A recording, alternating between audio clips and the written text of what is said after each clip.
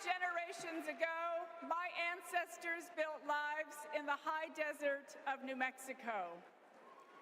I am on this stage tonight because of them. While fishing with my dad and running through the desert with my cousins, I learned that we have a responsibility to take care of our planet. Donald Trump never learned that lesson. He called the climate crisis a hoax. He made it easier for big companies to poison our air and water. An American president must lead the world in tackling climate change. We need a president who understands that assignment. That's Kamala Harris.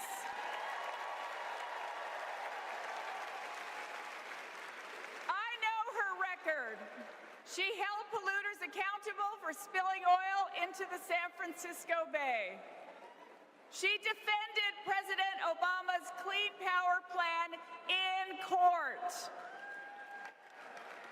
And as Vice President, she cast the tie-breaking vote for the most ambitious climate action plan in our nation's history.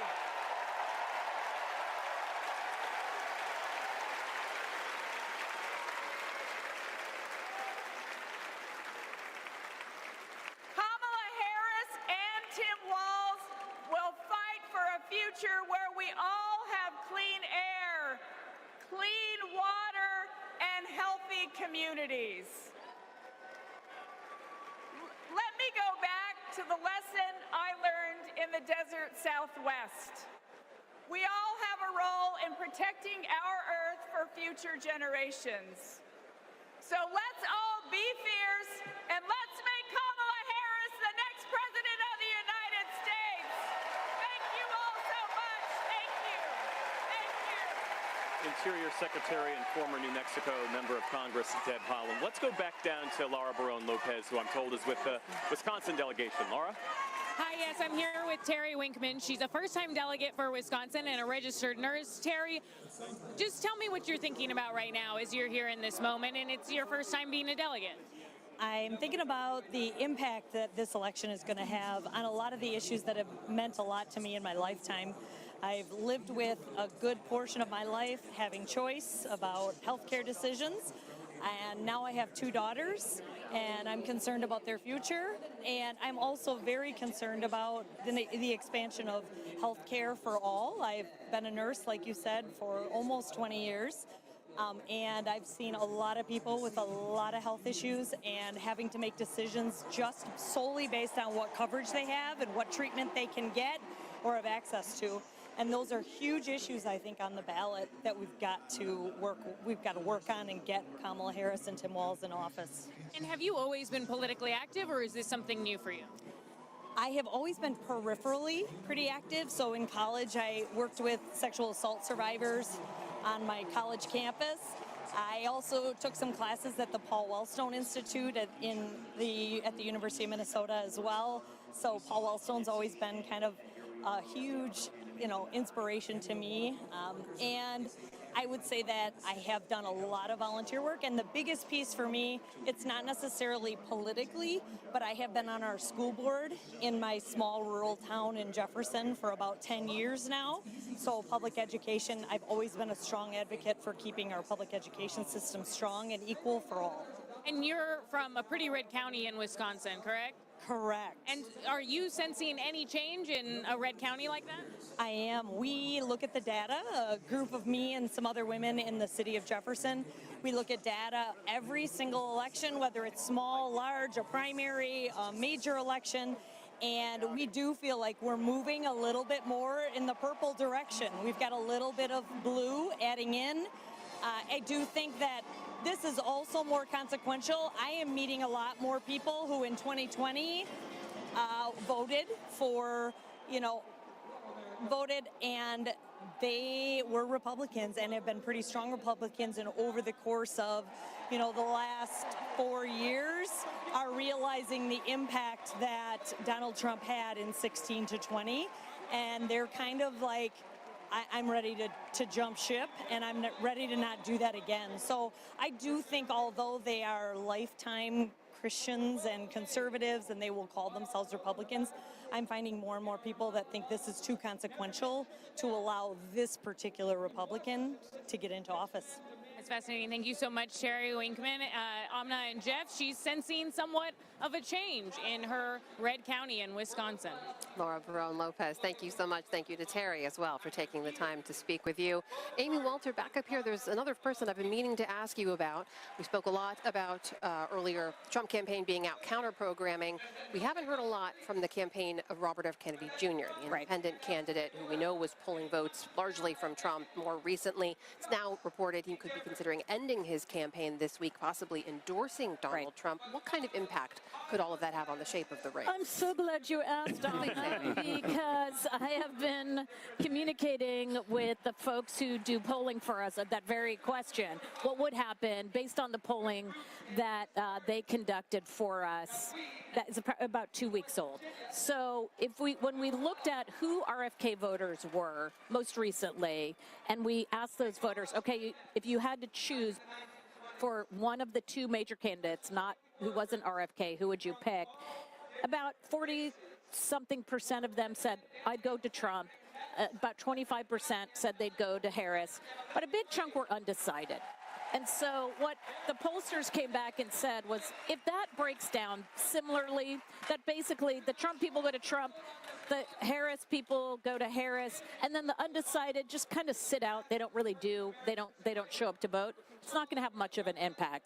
But if those undecided voters move overwhelmingly to Trump or to another third-party candidate, that has an impact. Now, again, we live in this world where half a point is big movement in these swing states. But it could move numbers enough so that's why I think the big if is RFK not just dropping out, but endorsing Donald Trump, speaking to, I don't know much about who are you if you're still undecided.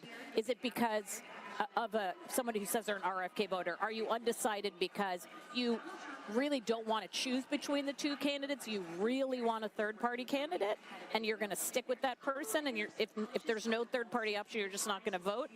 Or is it that they think there's something about RFK that they like more than Trump, but if RFK says, that's okay, this is my guy, so it would have to work in that way for it to have much of an impact.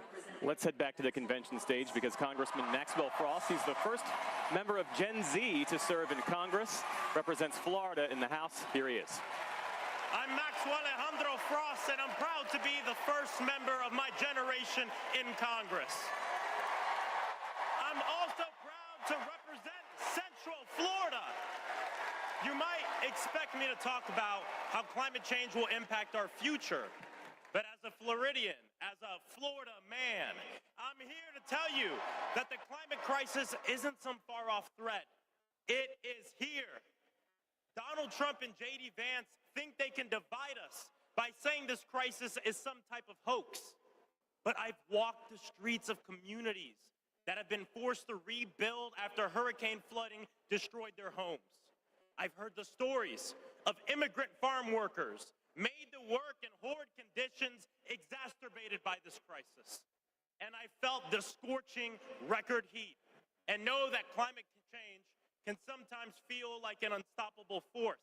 But with our movement and with organizing and an administration that cares, we are making progress. Kamala Harris and Joe Biden have proven that tackling this crisis creates jobs, that investing in clean energy protects our health, and that investing in mass public transit builds strong communities. And we must always remember that peace is essential to our climate and war destroys our environment. This election is about every drop of water that we consume we breathe. Fighting the climate crisis is patriotic.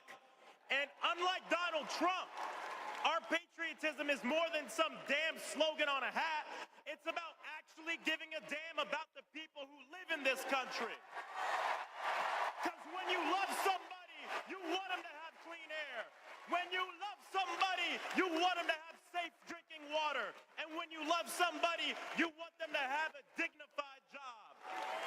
And so, America, it's simple. Let's get to work and elect Kamala Harris and Tim Walz for our planet, for our future, for our present, and for our people. God bless.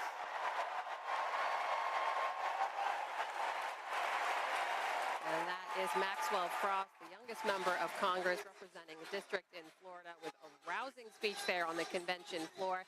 Up here in our anchor booth with us now, we want to welcome in California's other senator, Alex Padilla, who was appointed to the Senate after Kamala Harris was elected vice president. Senator, welcome. Thanks for being here. Thank you, thank you. Can you imagine how special it feels not just to speak tonight on her big night, but as I mentioned from the stage, I was appointed with big Chuck Taylors to fill. The work continues, but she's been a dear friend for many years. Well, that goes to how long you have known her and how closely you have worked with her in the past. So tell us a little bit about what you are going to be watching for specifically in terms of what she says and what she doesn't say from the stage tonight. So I think throughout the convention, especially tonight, directly from her, and for the next 75 days, the country will get to know the Kamala Harris that we in California know and love. She is thoughtful. She is smart. She is tough. But she's got a big heart for helping people. That's what it should be about for all of us in this business of public service.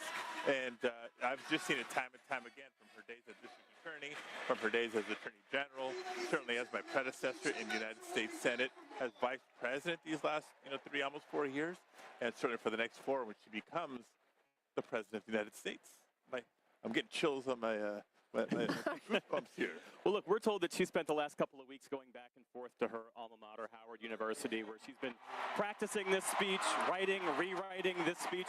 When you talk to her, how is she feeling about this moment, and how is she feeling about the message that she hopes to convey? I think, starting on the day that President Biden made his announcement, and we love Joe, we thank Joe, but she came out of the box immediately after his announcement and was able to shore up the support necessary to become the presumptive nominee within a matter of hours, not weeks. This says a lot about her preparation, her relationships, and the goodwill and respect that she has.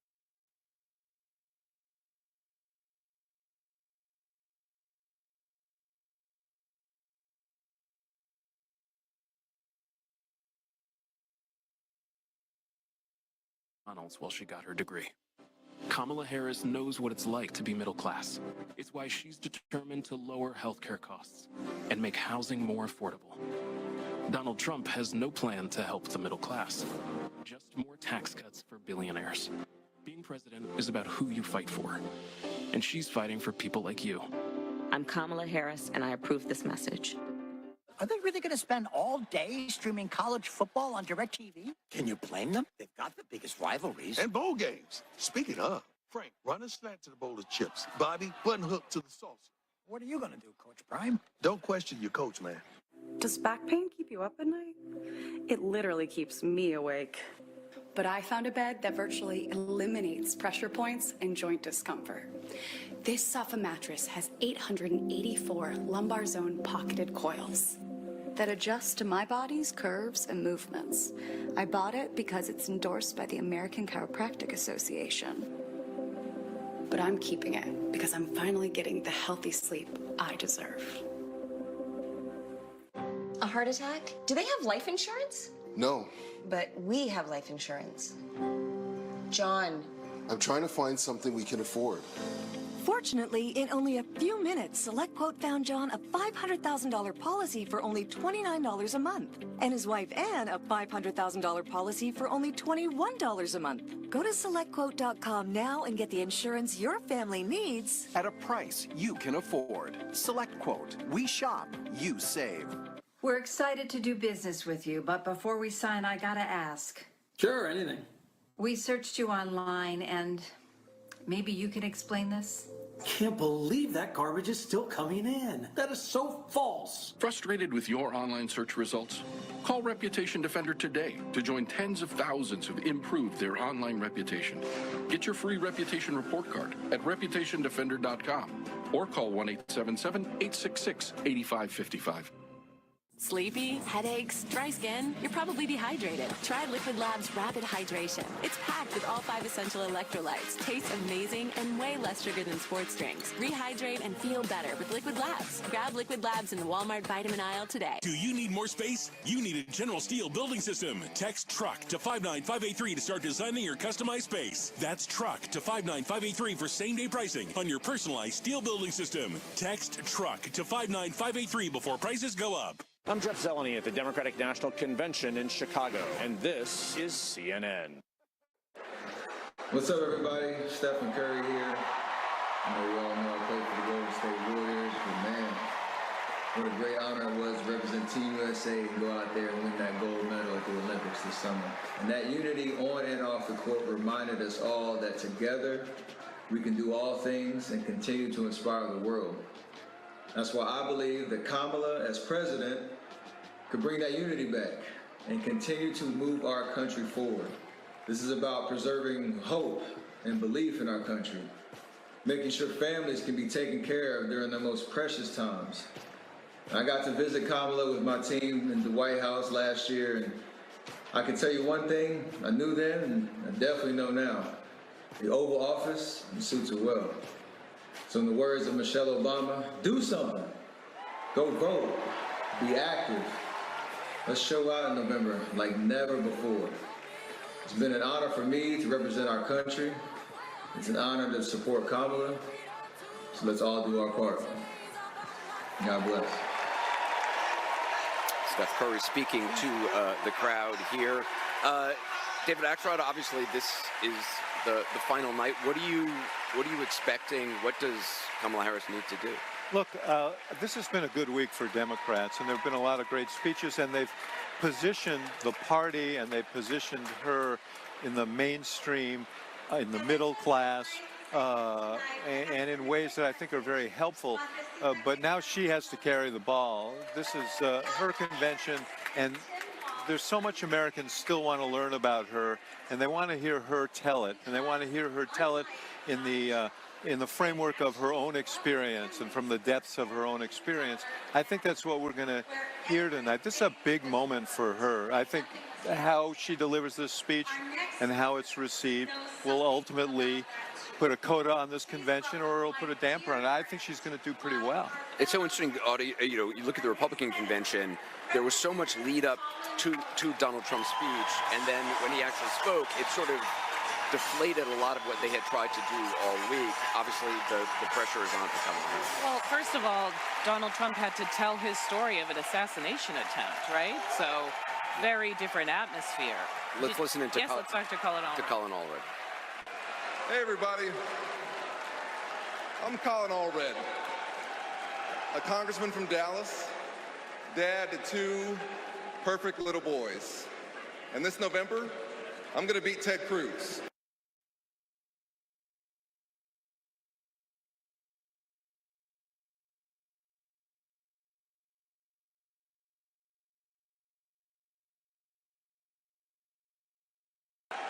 A congressman from Dallas, dad to 2 perfect little boys. And this November, I'm going to beat Ted Cruz.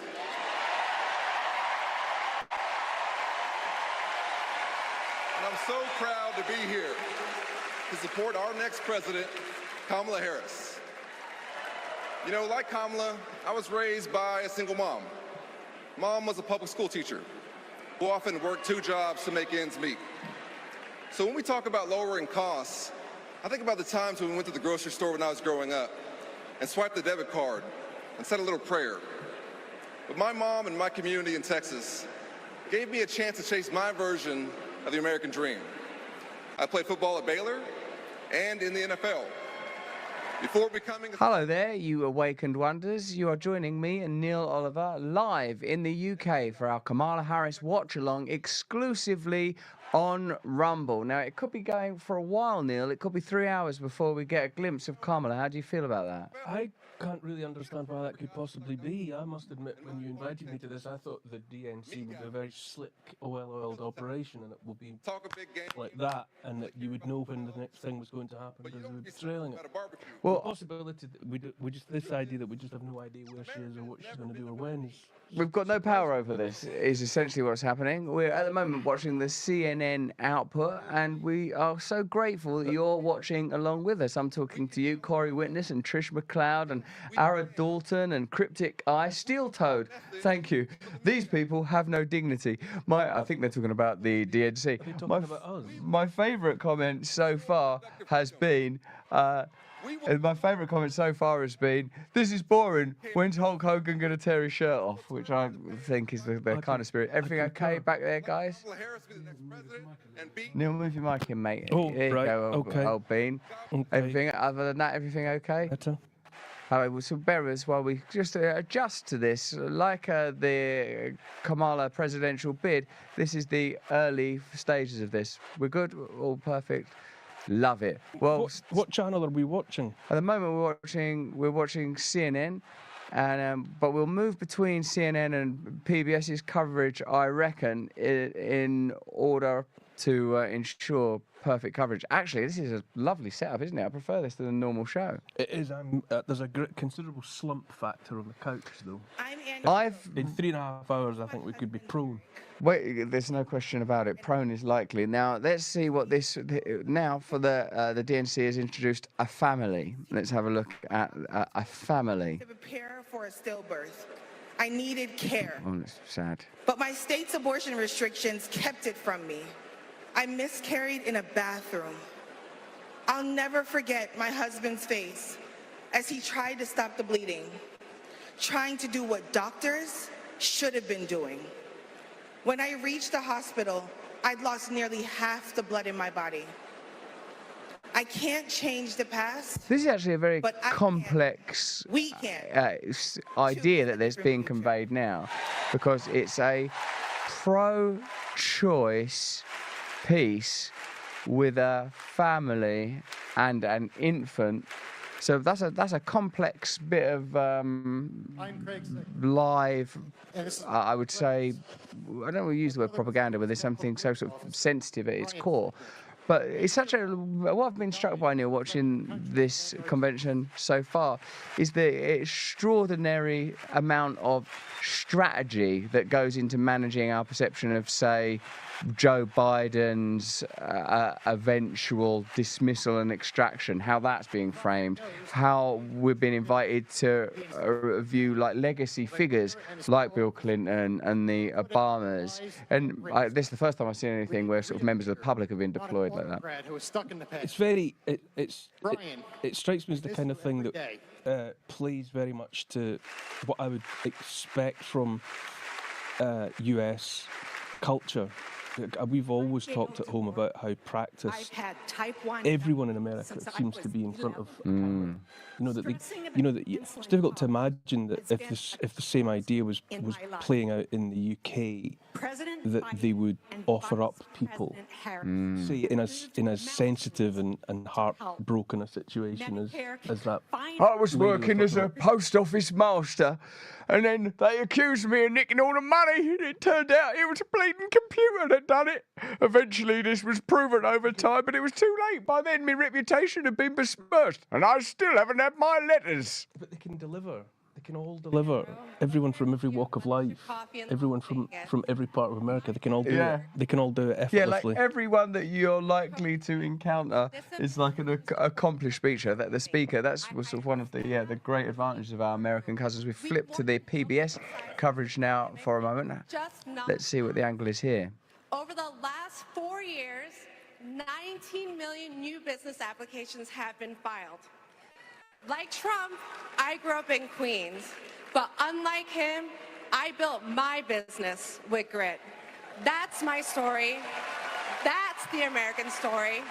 Let's turn the page on Trump.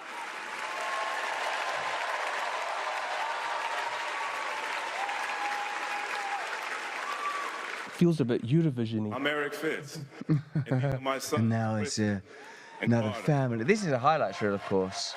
Unless they're sort of different places and podiums throughout the stadium. I'll tell you what we're watching now is highlights, right? Is it, or is this testimony of people that are all present right now? Accountability and resilience. Aren't they all on the stage together? I see. Values to be reflected in our leaders. I don't want to have to turn off the TV because our president is lobbing insults or telling lies. I'm tired of all of the hate. It's time to move forward together and build a country our kids can be proud of.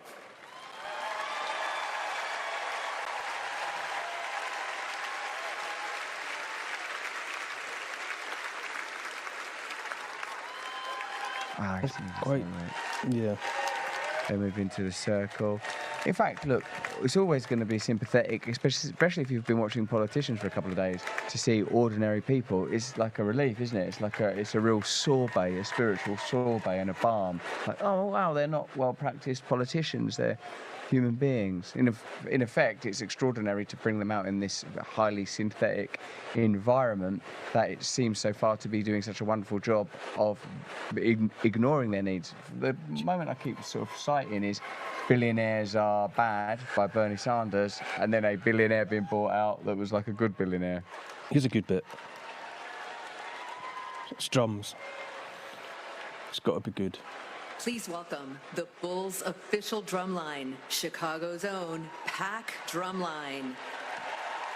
What will the message be here? I think the message is What's sort of this continually illustrative of? Unity and youth. I would say that so far that it's been a well-staged event. Do you think we'll ever get to this? Do you think could you imagine this kind of event translating? Well, at Clacton, Nigel Farage did have a firework. A single firework. Did he know it was coming? Big political moment, actually, when Nigel Farage came out. There was a firework. I remember thinking, well, that's. He came on to a sort of like 8 Mile style. I think it was moment, never let it go. We got one shot and actually just one firework, actually, so. Yeah, I don't think we can get this far now. I wasn't expecting this. I wasn't expecting this to be an element of this. This is filler, isn't it? I mean, this is filler while Kamala Harris says, I need another 2 hours. I still don't understand why they don't know when she's coming. I don't understand. Well, surely this should be choreographed within an inch of its life, timed to the split second. You would think, but they apparently, I think they do know, but they just want a little largesse, or it's not largesse, or a grace, as it were. And they think the impact will be intensified by 3 extra hours of drumming. It's giving me a real boost. So sometimes, remember we're in the UK, so. Occasionally there might be a failure in the stream, and also occasionally Neil and I might sort of lapse into a kind of state of deep sorrow that we lost the colonies. Those are occasional emotions that we might experience, aren't they? I still struggle with that as a reality. Yeah, I know it's wounding. I'm not over it. What's that? Well, before you remark on that, do bear in mind that it's possible that these are blind drummers and that we could err. I'm just. It's possible, isn't it? Because when they did the lady with a baby who described her rather tragic miscarriage story, you might think, oh, let's do a joke about they've got headbands around their eyes, and there's like, and that's the blind drummers of Chicago. Oh no, that's the blind Chicago drummers. They might actually be. I mean, even this could be a mistake. They might be X-Men. Yeah. I mean, X-Men, what's a chromosome at the DNC? I find DNC quite a distressing acronym, actually. Yeah. I suppose what's worth us bearing in mind as well, Neil, is we've potentially got 3 hours, so perhaps we can slow out. You've got a robe and a cigar. It's not my first all-night watch-along, mate. I bought cigars, a dressing gown. We'll be right back. Is that an expensive and exclusive cigar? We're on, actually, yeah, it is. It's Cuban. Wow. We're watching. We're available on YouTube. But how long shall we stay on YouTube for? Before that was definitely footage of a buffalo throwing someone up a tree. I actually listen. Forget. Oh, this is the last time I say it. I love this shot. Your safety is It looks really nice. We can commercials, by the way.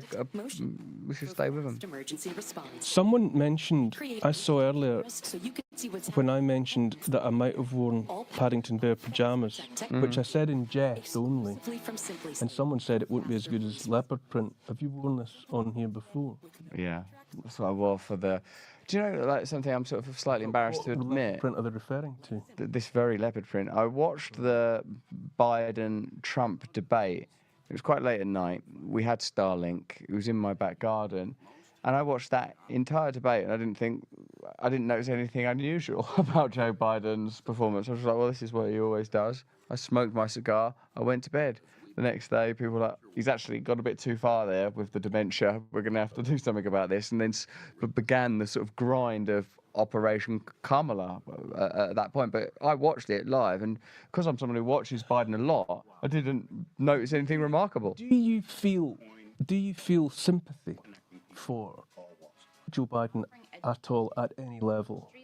Yes, at a human level, but like, you know, I was thinking about the point you made earlier today, that there was that recent hearing that appeared to determine that he actually had received illicit funding and you know, what amounts to bribery, though, forgive the word if it's not appropriate. I find, even though I find all despicable and fraudulent and fake and all of that, I still, against my what my expectations might have been, I actually do feel, and I have to acknowledge that I feel slightly sorry for him above and beyond, because, you know, you look at him and you think that is a man who needs help.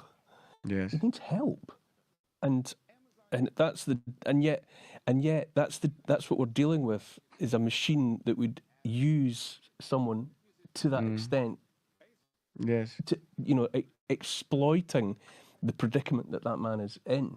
Yes, to further an objective. I find that distressing to watch, even though I find the collective entity very questionable. On the most like human level, it's difficult. That's, by the way, look at what's on screen. For a minute ago, it was just two men on the sofa. I was thinking, what kind of Sartre-esque in camera dilemma. It's two men on the sofa watching two men on a sofa.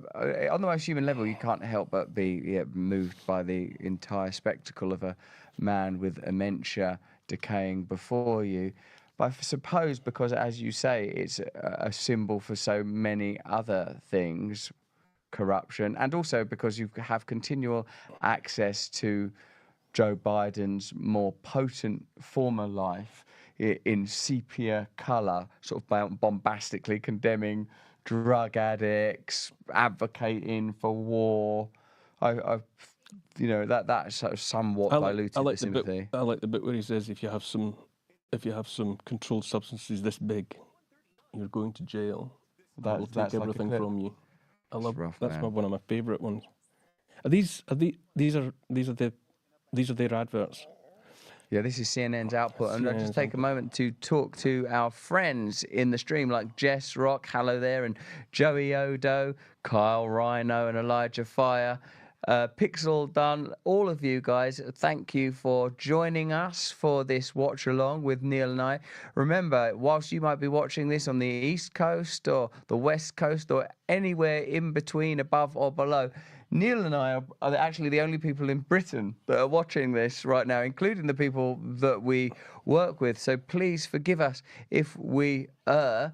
And join us with your comments, your talking points, and what you anticipate encountering this evening. It is a strange watch at the moment. There's an unmistakable sense of all of it being filler. Yeah, they're just filler. You know, drummers.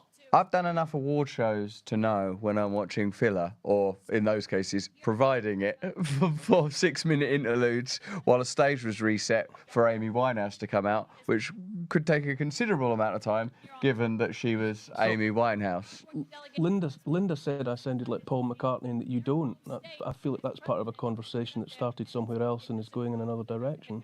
Yeah, I would say with streaming there is a require for a near permanent personal editorial.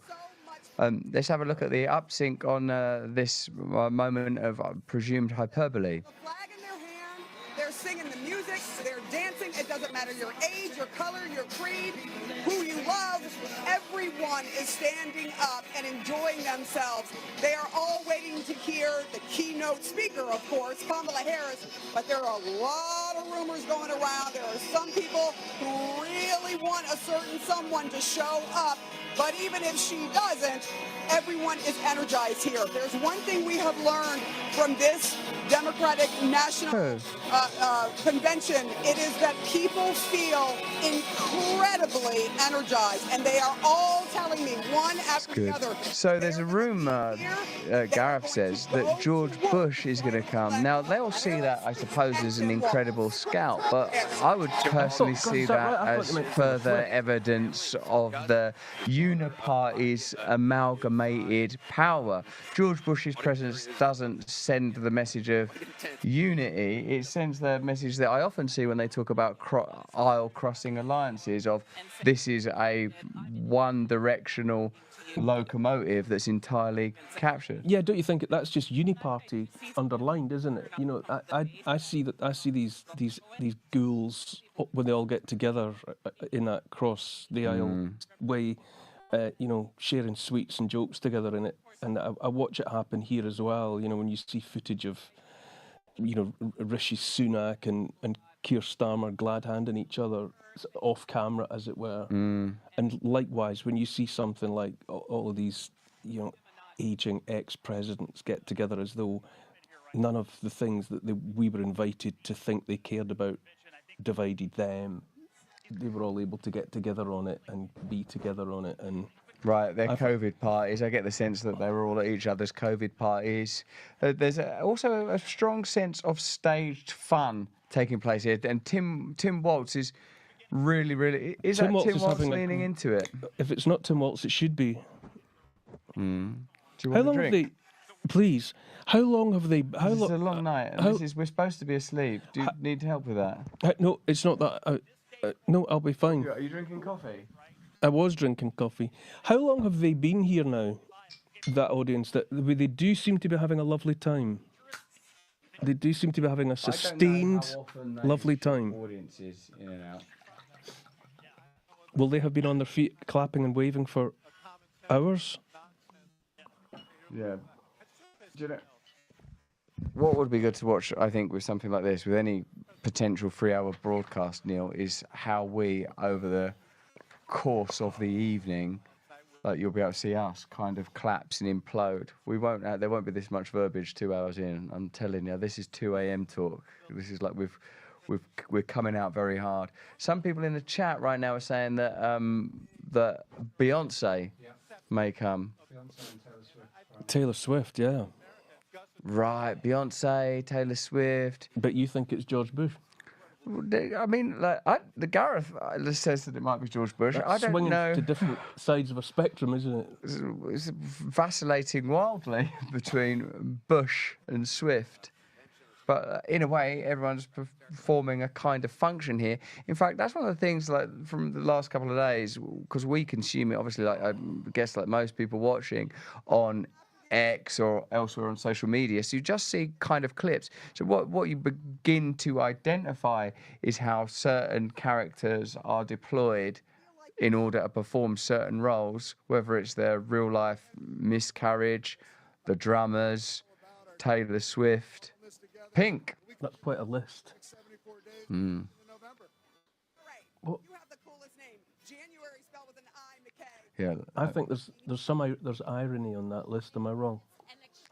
In which one, mate? Someone, a strange American said something about strange electricity everywhere. I don't think was a heartfelt sentiment. Do you stream on your channels? No. No, I'm. This is your first time experiencing this. This is my first time. I do watch your comment streams all the time, and I'm quite challenged by some of it. Yeah, you know, I think actually so far it's quite it's good. It's pretty good. Oh, hey, look. Clearly, some of it you wouldn't read out, isn't there? Well, yeah, it's we must be prudent, Neil. Is this happening automatically with the? Should I indicate visually about this with audio and stuff? So now it would be good to have it up, if that's all right. The RNC was an electrifying environment for many of those nights, but this is different tonight, I think. It feels to me like there is an enormous amount of energy and happiness in this room, which is a bit of a contrast from what we saw about 4 weeks ago at the RNC, which was a little more solemn at times. And the anticipation here for... So is that coming from our usual speaker? I think it's Is it possible to move it? All I'll say is just physically move it to... This place went wild for like... Is it going to be complicated? Ask Liam.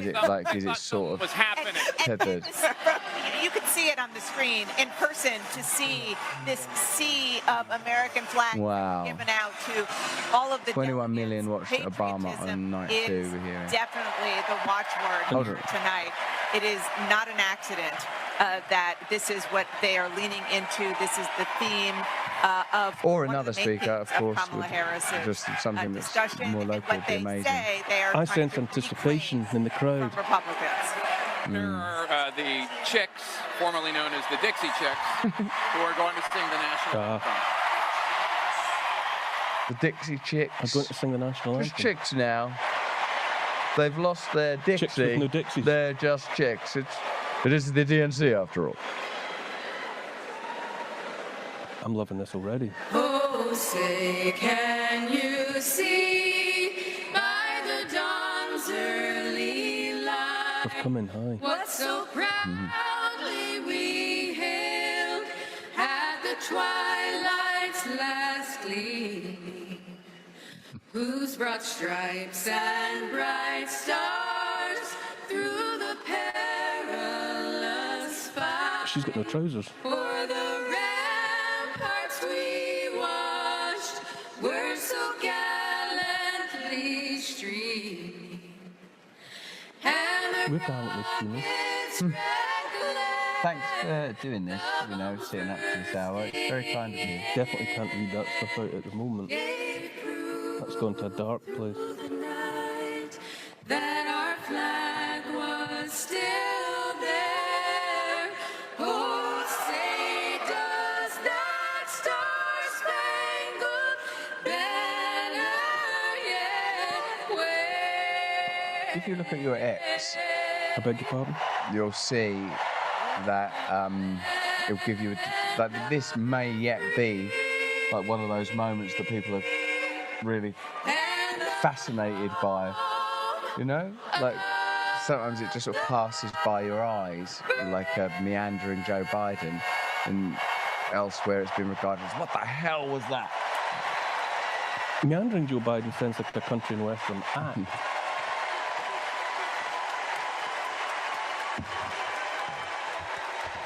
When did they drop their Dixies?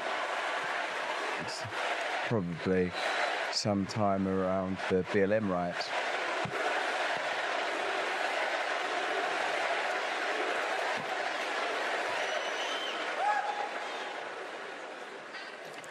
Please welcome He's having a lovely Kerry day. Washington.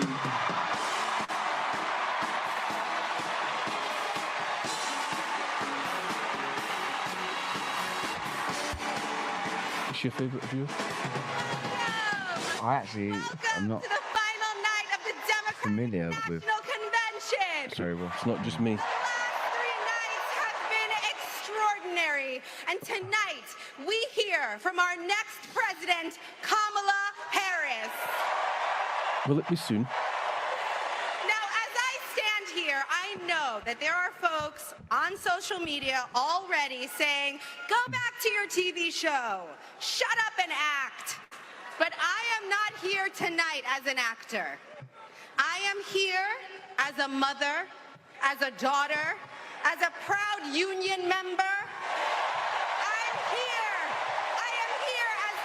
granddaughter of immigrants, as a black woman descended from enslaved people. I am here tonight because I am an American and because I am a voter and because we, the people, are stronger when all our voices are heard. Look, I know that I am the one standing on this stage, but I am not the lead character in this story. You are. All of you. You are the messengers. You are the fixers. Dare I say it, you are the Olivia Popes. You are That's the a character superheroes saving this democracy. It is you, I'm guessing. not me. I didn't know the You have reference. the greatest power to convince your loved ones to vote.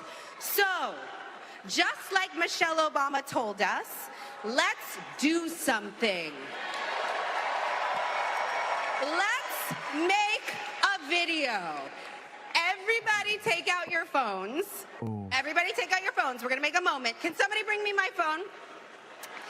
I want to capture this historic moment and share it with the people that we love.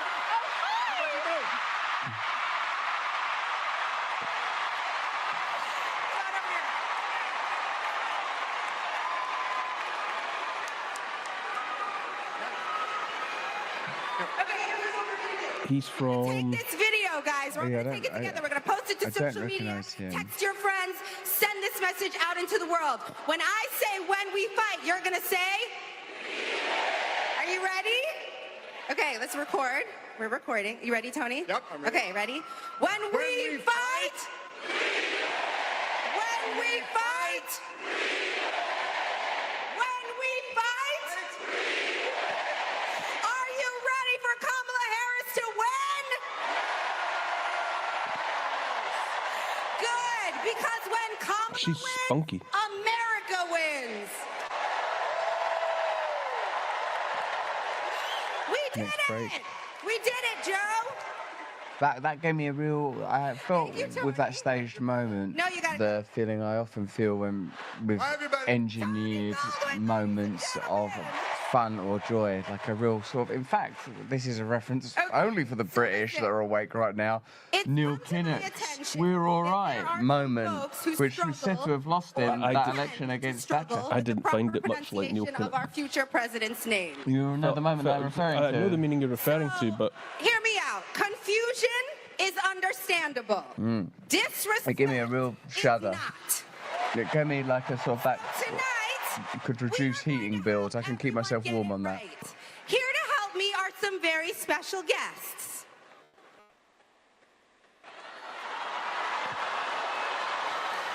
Heartwarming. Thank you, ladies. Can you tell us your name? George Bush is trending on social media. And my name is her little sister. I suppose that can only mean George Bush is gonna. Say your auntie's name. But once we saw at the sort of RNC So how do you the pronounce it? former hierarchy, oligarchy, aristocracy of the Republican Party had been extracted. No Bush, no Mitt Romney, none of the sort of former stars. And I guess, yeah, we're going to see some of them potentially appearing here. This is a good bit. Over here, say Kama. Everybody over here, say La. Together. Oh, this is good. This is worth staying up for.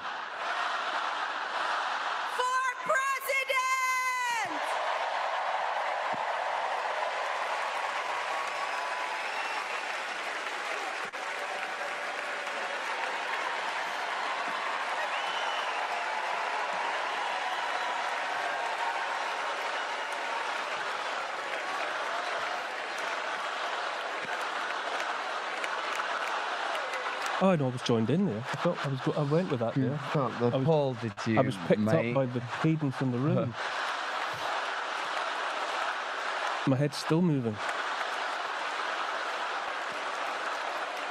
Please welcome Mina Harris, Ella Emhoff, and Helen Hudlin. Oh, thank goodness. That's who we need right at this moment. Well, Someone's read the room well. Hi, I'm Mina. I'm Ella. And I'm Helena. I grew up in Oakland, California,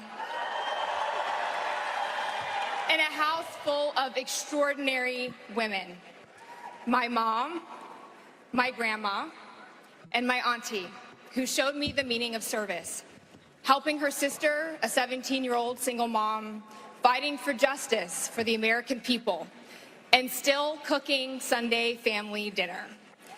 She guided me, now she's guiding my own children, and I know she'll guide our country forward. Kamala came into my life when I was 14. Famously a very easy time for a teenager. Like a lot of young people, I didn't always understand what I was feeling. But no matter what, Kamala was there for me. She was patient, caring, and always took me seriously. She's never stopped listening to me, and she's not going to stop listening to all of us.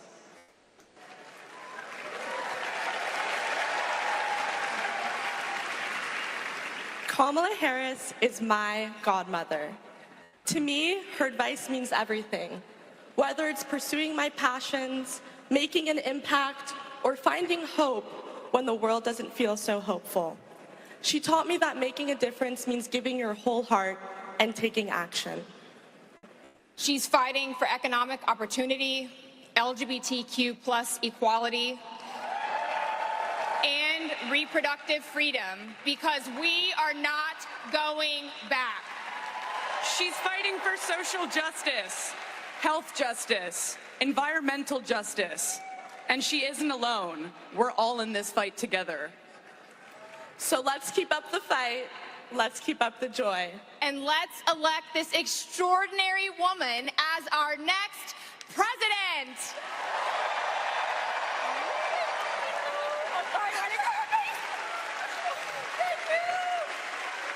Did they hit the spot? Well, it's interesting, isn't it, to watch like a requiem of sincerity, and as I said before, like when it is actual real people, like it's difficult to sustain the level of cynicism, but I still feel a kind of sadness because people are trotting out real emotions in a very synthetic situation. What's happening, California? At the RNC, that emotional weight would have been carried by Hulk Hogan just ripping something off. You know what? And in Clacton, Nigel Farage and a firework. That's another level. Did you enjoy the RNC more than this so far? I can tell you, you know, when we were there, I've been married to a black woman for what 40 it years was one debate. is unignorable is that that those type of events have a kind of flavour. Gareth said it could have been about Lego. You know, like they're just sort of like it's a carnival, it's a convention, it has a sort of an unusual atmosphere. Maybe it's sort of like so easy to be cynical and in a way necessary to be cynical because like at its heart I think it's a propagandist endeavour. I saw Chris Cuomo was there and said like all these seats up here are like $500,000 or boxes, you know, I figure they probably were.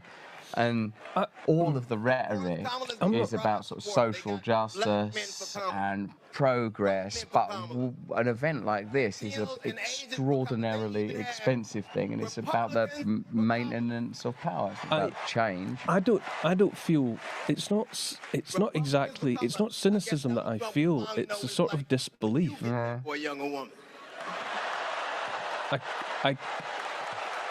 This is how it's done. That the collective decision was taken that this is how this is done. Yeah. I don't feel cynical about it. I just feel. But seriously, Kamala knows dismay about the American dream. That hard work is not alone enough. Hard work.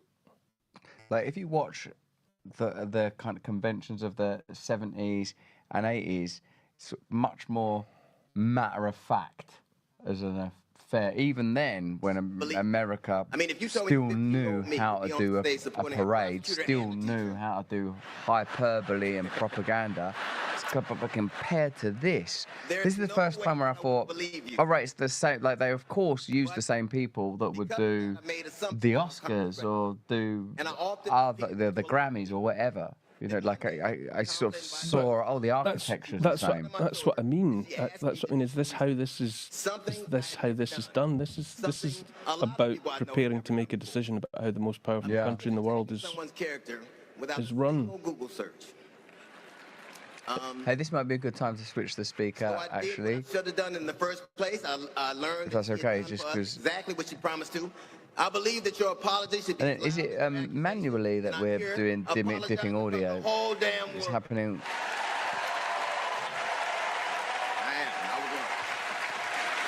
Do you think anyone would really mind, Neil, if we curled up like kittens on this couch and slept till Kamala?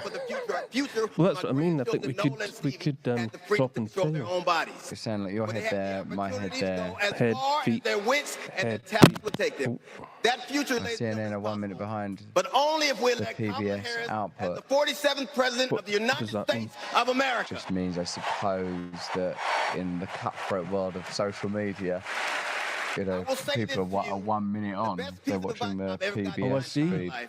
I didn't have to know. Right. I mean, that's a lifetime, isn't it? That's a lifetime. Know what you want. Modern world. And we won't go back. You know what I feel like is, forgive me saying stuff like this, I don't want to sort of rip down the curtain too much, but I really think we've cracked the production. Like, doesn't it look amazing? Doesn't it sound fantastic? In this room is electric. What about the energy in this room? And you can Kerry. feel it everywhere, all over the country. I like Kerry. We can feel it in England. I want us to find ways to maintain this energy and this joy and this commitment. We'll handle it. There will be days when the work ahead seems impossible. Because is it because the whole thing's a spectacle and you're looking for various ways to control us and legitimizing authority for endless crises? To my community, because community is why we do this. So many people. It's quite enlivening. There's so many. Parents. At the event, you mean, or in our stream? There's so many people. Treat our loved ones. Neil seems to be very uninterested. We do this for I'm not. That's just the way my face is. That's my concentrating face. For the planet and for each other. Neil's we do this for holding it together. And for 2 hours. And for democracy. And as we are about to, Gareth, you know, like that there are rumours about George Bush, Taylor Swift. Are there rumours about like what time Kamala might come on? The people go. Please welcome Genesee County, Michigan Sheriff. Oh, that's a good rumour. Nancy Pelosi dropped a bag. It was toilet paper. I thought came off the sole of her shoe. Hold on. My job is to protect people. And here, in this context, I'm to provide some testosterone and law and order. Spilled over into the streets. Do you think that uniform's on with Velcro? One bad. It's coming off that. That's coming off. And there would have been bloodshed. But that didn't happen. We laid down our riot gear. But that is amazing that a police officer can deliver that to 20,000 people. That's what I mean. There's everyone in America can do this. The whole nation It's an can entire perform. 350 million people. That We can need talk you to to cameras. appear at the DNC. I'm already there. That day. You will not see a single English or Scottish or Welsh person attend. No. Police officers. Thank you very much for allowing me to participate at the Democrat. I never know if it's Democrat or Democratic National Convention. Look at that. That's half. Did that? Yeah. Protect, serve, and unify. Wow. Kamala Harris. The thing that I want to point out is that obviously one of the things I felt of the RNC is like that it's sort of it's difficult to escape the image of Hulk Hogan tearing that top off. And as a person that's been sort of part of the sort of Hollywood liberal elite, you know, me and myself, part of me thinks like, wow, gosh, this is sort of rather gauche as a spectacle. But Is it really any different than this? Is it just an aesthetic choice? Is George Clooney's endorsement really any more valuable than Hulk Hogan? Only if you prefer George Clooney to Hulk Hogan. You can't say there's an essential or fundamental quality that George Clooney has that Hulk Hogan doesn't have. I would go so far as to say that given the way things have rolled out over the last few years, that Hulk Hogan's more credible. I think George Clooney's burst his own credibility bubble. Hulk Hogan has a sense of mystery. It's not quite clear. We don't know, really. Not quite clear. What do you mean, Hulk? Vest ripping apart. Is this pastiche? Is it parody? Is it kitsch? What exactly, Hulk? I don't know about this. That is a well-presented uniform. Movement by walking together. That is a well-pressed shirt. One community in one country. Pause for effect. He's very good. Someone just said quit. Otlet go to quit talking about the Queen. So and Ken would Paul Blart as a reference to Paul Blart Mall Cop. Kevin. He was super. What's his surname? Kevin James. We were contemplating adopting, and then out of nowhere, I got pregnant. Jordan was so much fun. Oh, it's heartstrings. It's an award show. It's Pride of Britain. During those rounds, he aimed at Jordan. Oh no, it's getting. Jordan didn't deserve to die that way. Should we have a look at PBS? Go a minute. Let's leap a minute into the future. I can't watch. These students have now actual tragedies. Shootings since they were born almost. We were praying and crying. I don't know how we're alive. But it's the way it segues from. It could be anything next. You know, it's drummers. And then it's without a breath. It segues into miscarriage or school shooting. You don't know what you're going to get next. Do you know? Like, don't you feel that in a general way when consuming culture, whether online or even on radio? And it was remarked, I heard, that sort of Bowie was one of the first artists that was able to create a kind of mosaics where there's kind of an incoherent group of ideas bundled together. And now we're just, used to 1 minute watching an advert for Screwfix and the next being, confronted with a school shooting. And it's confronting because you don't know if it's you don't know what's real. The power of telling You're questioning are they real people or not all the time? And is this going to be somebody speaking from the heart about a tragedy, or is this someone who's going to play the flute? Like when please flute. Oh no, it's tragic. It's from the heart. Human interest anecdote. It's like when those drummers have the things. Tragedy from the heart. I'll go and put the kettle. I'm gonna go smoke it. Next time I see a tragedy from the heart, I'm sparking up this Cohiba. Yeah, that's enough is enough. By the way, just to clarify, not that anyone's asking, this is kombucha and this is a cigar. There are no sort of stimulants other than Neil's always riveting conversation. Thank you, Neil, for joining me. Do I detect the first watch of irony? No way. And if you could, it would soon be drowned out by fine Cuban tobacco. No, that's gratitude. That's the vapor of gratitude. Students, trying to read to them, trying to drown out the sounds. No. Terror. Crying. Not sincerity. Running. I carry that horrific day with me. Oh no, that's a school shooting. 20 beautiful first grade children. Oh yeah, shall we? Let's do that. 6 of my Right, beautiful colleagues. but let's if you forgive me, mute the audio of PBS, but you could leave the visual. Nice, thank you. Now, Neil, this is our best of moment. You can pip us up to let's switch the ratios, guys, if you don't mind. Like make me and Neil that, and then there's footage that. Now. Hello, and thank you for joining us for Watch Along with Russell and Neil, while two British men grapple with the complexity of American politics at the DNC. While we wait for Kamala Harris's speech, which could be on at any moment, but it could also be preceded by Taylor Swift, George W. Bush, or even Beyonce herself, let's look at some of our favourite moments from the DNC so far. We're going to start with what the media are saying is the best speech in human history. It's Michelle Obama's speech, and I guess we'll just pause it using hand gestures and stuff. buy that. I buy that. Yeah. That's what you're being sold. Let's have a look.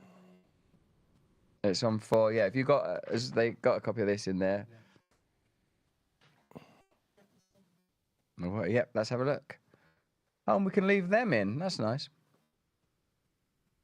Just wonderful. She was masterful, not only in her words, but in her expressions. This was a masterful act of leadership. It was a sacred task. It was like an oasis. I didn't realize I had been in a spiritual desert. As a white was just so... Man, she has got some skills. A roof blew the roof off of this arena last night. That in that moment when you left your body as a piece of pollution. That's what I'm here for. That's the sort of content I'm here for. Anyone do it better than I saw? Rachel Maddow leaving her. And then if we pause like that? Pause? What? How do we indicate pause? This was a cult. Thank you. What was he going to say? So we'll get back to it. But yeah, this is what we want from a convention, isn't it? The actual hysteria, hyperbole beyond to the point of overdose. There, I reckon. Don't worry about the ratios during it because we'll go in and out, and maybe I'll use hand gestures to signal playing that. Well, I can just tell you when coming out. I'll do a hand gesture. Going back in, I'll just say let's have a look at people beyond enjoying, in rapture at Michelle Obama's recent speech. Let's have a look. Subtle, So deep, go, thought-provoking, surprising, unusual, perfectly You keep it in delivered, vision. stunning speech. Michelle LaVaughn Robinson Obama from the south side of Chicago, honey, was on that stage tonight. And yes, she preached. Michelle Obama preached tonight. She gave a sermon to this country. She gave instructions and things that needed to be done. Vulnerability in a way that makes you see one another as human beings. Put it up there with Barack Obama's 2004 speech or Reagan's 1980, Ted Kennedy's speech. Goodness me. Is that the end of the clip? Hey, do you know what we could do? Is do you reckon we could stretch to a countdown on it, or if that is or at least the visual? Hey, so do you know what I feel when I watch that comp? Is that the appetite for something meaningful to happen is so ravenous, Neil, that people will just create it. I've sensed that a lot in our culture at the moment, and sometimes negatively, the shadow side of it being that the conflagrations in our country recently generated such an appetite for blame and condemnation that people almost couldn't wait for who perpetrated those terrible crimes in Southport. It almost became irrelevant what the nature of the crime was, because there was such a febrile appetite for the outcomes, and like here, it's like there's such a craven desire for some meaning, for some purpose, for someone to take to the stage and do all the things they've described. That I watched a bit of Michelle Obama's speech and was like, that's a good speech. That would be my, that was nice. But don't you think it's what you get when it has to be hyperbolic all the time? Yeah. That this is where you end up, that they just run out of any adjectives that they can possibly use to make this not just a good speech, not just a great speech, not just the best speech of all time, not just the best speech there could ever be, but better on all of that. You're right, because because we live in a social media space that requires continual overstimulation, further and further defibrillation. When you're doing a 3-day live event, you have to somehow sustain those levels. But I think, but what Michelle Obama said, I think, it's gone so far beyond anything that's credible. When she actually was able to stand there and say, that her parents were suspicious of people that took too much. How could she stand in front of a mirror rehearsing that and not, for example, and not think, I can't possibly say that because I'm worth hundreds of millions in my own right and I own several beachfront properties. and yet I'm going to suggest to the American people that I'm descended from, and I still extol the values of people who are suspicious of those who take too much. Because I think this is how I think, because America still believes in the defining American dream notion that people are self-made, and secondly, the anecdote is being ascribed not to her, but to her parents, who are a generation away.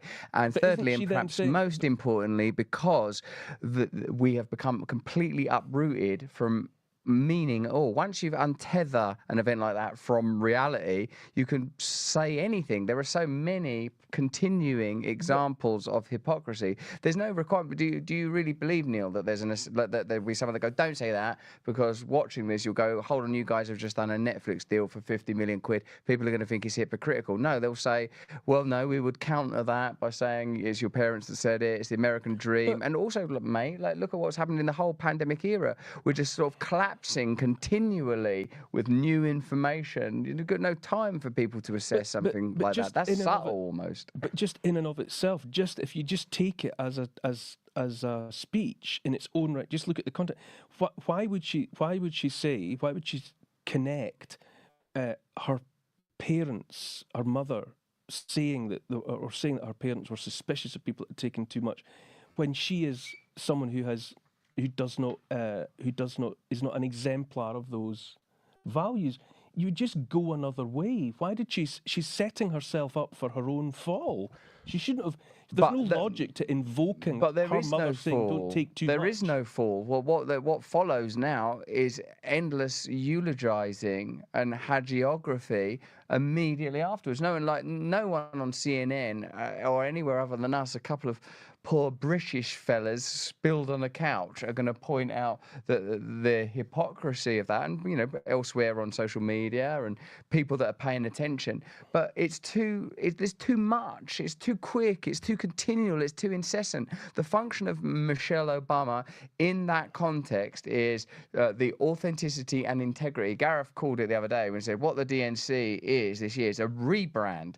That brand had been badly damaged by Biden reaching its nadir in the debates. Now, through strategy, because certainly a lot of people were predicting that Biden wouldn't run in 2024, they've got this opportunity for an incredible reboot. So I say before the event takes place, they almost write what are the reviews going to be. The reviews are going to be, this was the most amazing. You can so what are they going to say by that reckoning about Kamala Harris? We're going to be reading in legacy media, statesmanly or womanly. This was incredible. This is what the country needs. They try, if she's a person that seems awkward on camera, you're inundated with, she's joyful, she's brilliant, people love that she's quirky. The machine, I think, is watertight, and I don't think it cares for the kind of hypocrisy that you're sort of outlining. I care, the people here care, but it's too much to account for it. But do you think the vast majority of people who are watching this, who aren't us, are just able to set aside everything they know, everything they've heard, and just consume this in the present with no reference to anything they know, anything from the recent past, distant past? Are they just watching it as a spectacle and just enjoying like they say, oh, we've just watched the greatest speech of all time?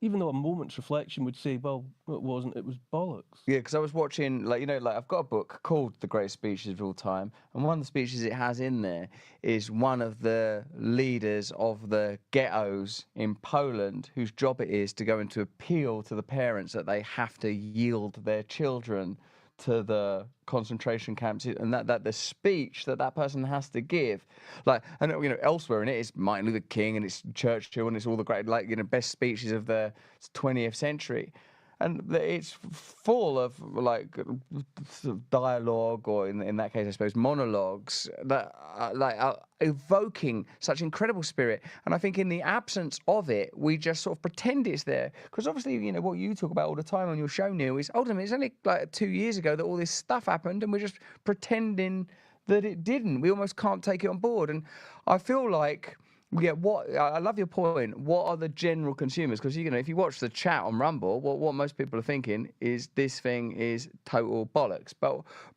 also what that shows, I think, is they're not appealing to people like, you know, whether it's libertarians or anarchists or MAGA people or Trump voters, they're appealing to this is who we want. Well, I don't know, man, because it's odd, isn't it? Because it's sort of like the party of academia. It's the party, so like, it can't be stupidity. It has to be something more complex than that. It's a kind of faith, isn't it? It's a kind of this is a kind of religious faith. Did anyone see it coming though? That now that we've got all the means to record and keep everything. I mean, all these people are filming this. They're not. You know, look at them. They're not even necessarily watching it now. They're making sure that they've recorded it for posterity. And so there's like infinite ability to remember it, but memory itself, being able to relate what you're watching now to what you've previously learned and what you already know, seems to have been utterly destroyed by this ability to record. I don't need to pay attention to this now. I've got it on my phone. I can watch it later. But nobody ever watches any of these things back. They're not going to watch that, whatever it is that they've just recorded on their phone. And so they've recorded it for posterity. They'll never watch it again, and they didn't watch it in the moment. I've been a sort of a participant, of course, in the spectacle. And when you're doing something like the MTV VMA Awards, you know, and Beyonce's going to be on, and maybe Jay-Z or Taylor Swift, and all of these sort of like you feel like while you're participating that you're doing something important. But I can't imagine, other than the Kanye and Taylor Swift moment, that anybody's ever going to watch any of that stuff ever again. And I feel that it seems more galling that is true, because what we're meant to be watching is a political movement. But you need only look at it for a moment to see that even when it's talking about something as serious as a school shooting or something as complex as abortion, that it's still painting in primary colours, because it's talking to a willing congregation. So I don't think it's about the inability of the audience to discern. I can't believe that that people are like stupid and unable to assess it. I think that it's actually more akin to faith than anything else. Like that, we have to believe in this, because actually we don't have very much choice. Why is it? Look at Mary Alexandra Neil. Why is it a concert? Why is it a concert? Why is it a concert? Do you know, I'm actually aware of, from moment to moment, I forget what it is.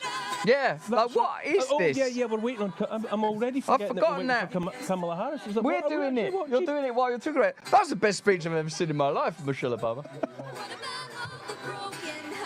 Whoa, Taylor Swift's plane has landed. It's a spectacle. I actually felt a bit of excitement when you said that. I mean, what's happened? I'm a grown man. Can I smoke in here? Happening. Do you mind? It's because of its unusual circumstances. Do you mind if I smoke in here? No. Thank you.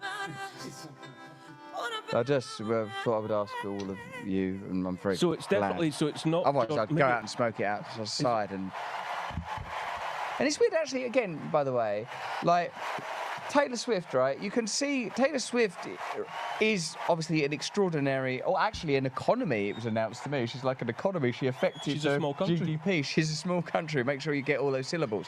Now, like, the thing is, though, that you see Taylor Swift all the time. So what's the meaning of Taylor Swift in that context? Why is it valuable there? I know that woman. Depend on the leadership. I would say that we've got to be unburdened by what might be. That's the semaphore that goes with that. It's what can be, unburdened by what has been. That's what can be over there. That's what's been. That's what can be is over there on the left. Freedom and liberty. Oh, yeah, nice, thanks. Inspire billions, and our I actually don't think there's military is the strongest in the world. Thank you very much. Why do you think? Why genuinely I ask? Why would someone like does Taylor Swift attend a thing like this out of any kind of national security sincerity, or does she in some way that we're not quite able to understand? Does she have no option but to attend a thing like Arizona this? Senator Mark Kelly. I mean, because you can't imagine that it's good for a brand, really. There was a point where Taylor Swift had to be extremely careful about that she wasn't divisive in the choices that she made. And the same with some like Sandler. Do you think it can handle it? Do we know how to Oh, thanks, guys. I think it'll be fun if it goes off. Yeah, it will provide a real adrenaline rush. I thought I bought a lighter. Do you have a lighter, mate? Obama Forgive me. had to follow Michelle. I had to follow Gabby and Pink. Gabby amazes me every single day. She was able to walk out and address you tonight because she's a fighter. It is quite nerve-wracking. And thanks I'm finding team watching of it doctors, nerve-wracking. nurses, You're right, Gal. and especially her speech therapist. We all need a team. I've flown into space 4 times. Cool. We're keeping Neil there because we can I've pull this stuff. flown into combat nearly 40 times. Chat over it. Not That's the once did I do that's that by the myself. template.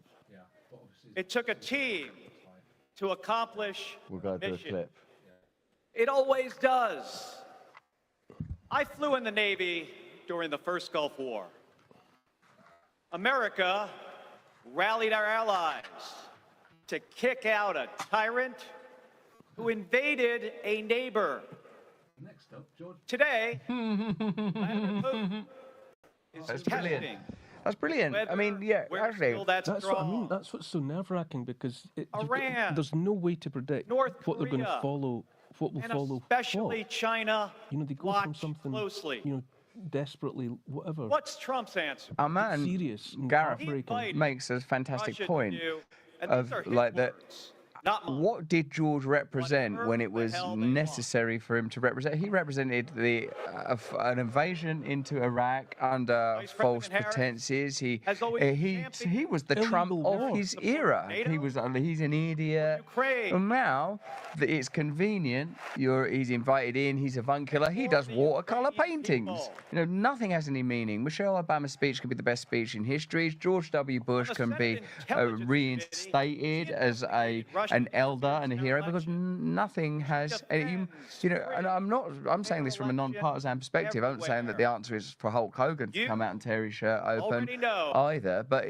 but at least about those. in a sense, with the MAGA movement, Trump there is a kind of his overt intelligence vulgarity. This is sort of was steeped too in busy sort of piety sucking and up to dictators, certainty about itself. dreaming Yeah, there's of becoming one a kind of himself. an I have a dream echo to the whole. Well, it's supposed to Trump be there, thinks Yeah. that Americans but now you don't who know have from made moment the to moment ultimate where they're going to go. sacrifice are suckers and losers. I'm holding out for Dan Quayle actually. I think he would add We a fall certain. for that again? I miss that guy. Make him the he would commander in add chief? something. The only suckers would be us. That's a fact check. I think it's sort of been Kamala largely Harris debunked. Trump saying Knows that. that standing with our allies Which one? What did he say there? means Like he said that Trump standing called up military for veterans suckers That- and losers. He didn't say that. That's been utterly debunked. I don't think there's not a She'll shred keep of modernizing our military to of support our fact there. troops and to support doesn't our matter. veterans. Doesn't unlike matter. our You next just vice keep saying- George W. president, Bush, Jim bring Law. him out. Billionaires are good. Billionaires are bad. You just say it.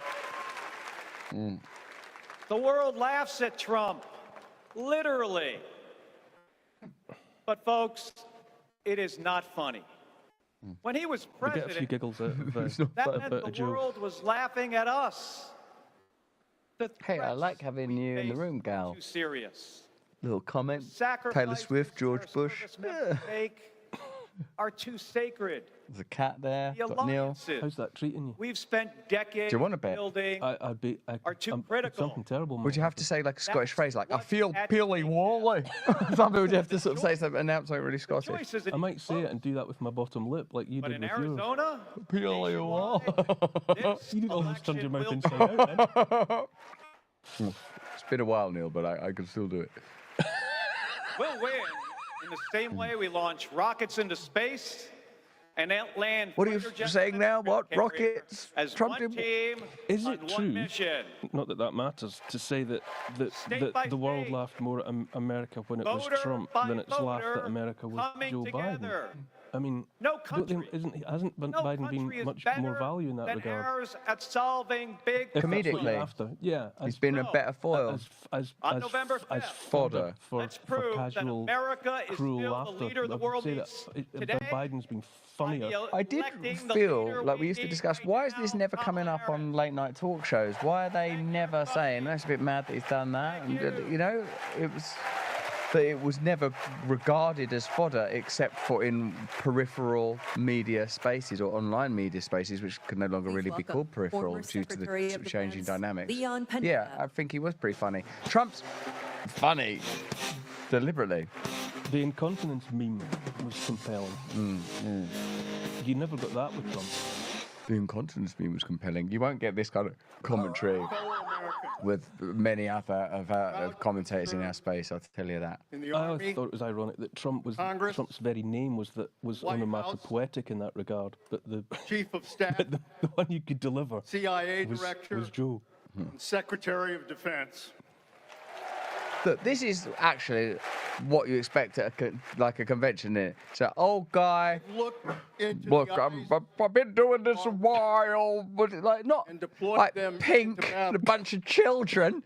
I gave the drummers. I can't get beyond the drummers with headbands on their eyes. Operation. And then like you just sort of get into how ridiculous it is, and someone like starts talking about an abortion. It's like, wait, I don't know what to feel anymore. That's what I'm saying. It's nerve-wracking. I don't know how to receive anything. I don't know if they're real people. Should we come off YouTube? I don't know, Gareth. What should we do about YouTube? Should we come off? Do you think? Hey, I'll do an announcement. Have I gone too far? It's you again.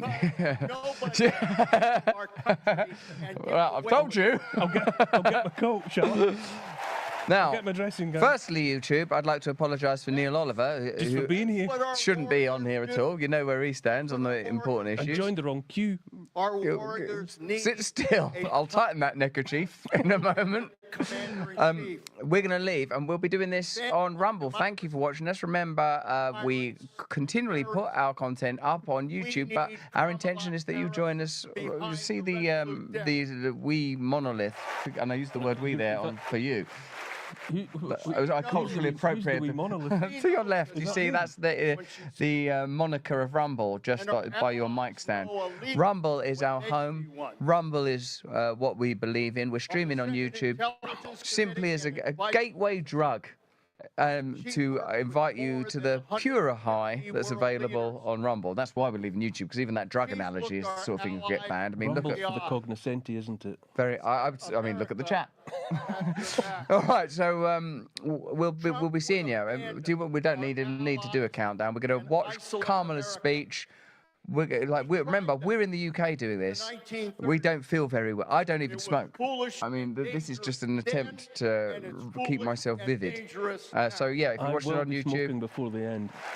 Yeah, who knows where this cigar could end up? In honor of Bill Clinton, it is the DNC after all. Johnny John loves me. Isolationism never was. Don't get swept up in it. If you're going to start taking this serious. Well, see you in a second. Join us over on Rumble. Click the link in the description, guys. See you in a second. Rumble.